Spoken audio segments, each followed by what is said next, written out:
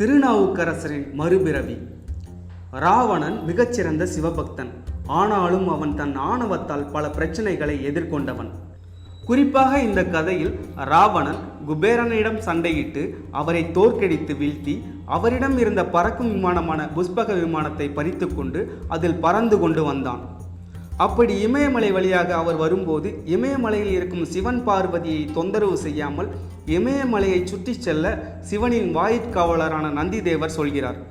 ஆனால் மிகப்பெரிய வெற்றியோடு வந்த ராவணனோ நந்திதேவர் சொன்னதை தட்டி கழித்து புஷ்பக விமானத்தில் இருந்து இறங்கி வந்து இமயமலையை தகர்க்க துணிந்தார்.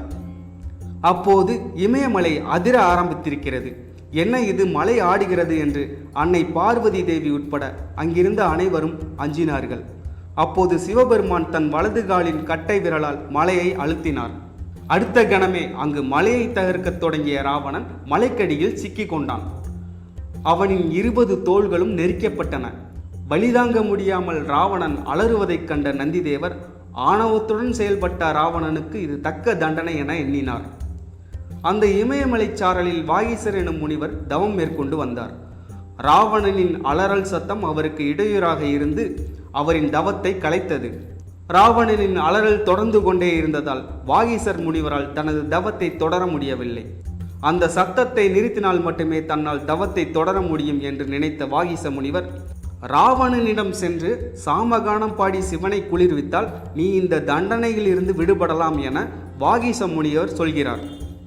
ராவணன் இயல்பாகவே இசையமைத்து பாடுவதில் வல்லவன். ஆனால் மலைக்கு அடியில் மாட்டிக்கொண்டு துடிக்கும் போது எப்படி சாமகானம் பாடுவது என்று யோசித்த ராவணனுக்கு யோசனை ஒன்று புலப்பட்டது. அதற்கு பின் தன் உடலின் நரம்புகளை கிழித்தெடுத்து அதை வைத்து ஒரு வீணை செய்து சாமகானம் பாட ஆரம்பித்தான் ராவணன்.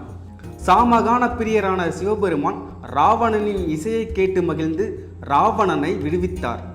அதற்கு பின் ராவணனுக்கு சந்திரகாசம் எனும் வாளினை பரிசாக அளித்தார். சிவபக்தனான ராவணனும் அதை பெற்றுக்கொண்டு மனமகிழ்ச்சியோடு கிளம்பினார். இதனை பார்த்து கொண்டிருந்த நந்திதேவனுக்கு கடும் கோபம் எழுந்தது.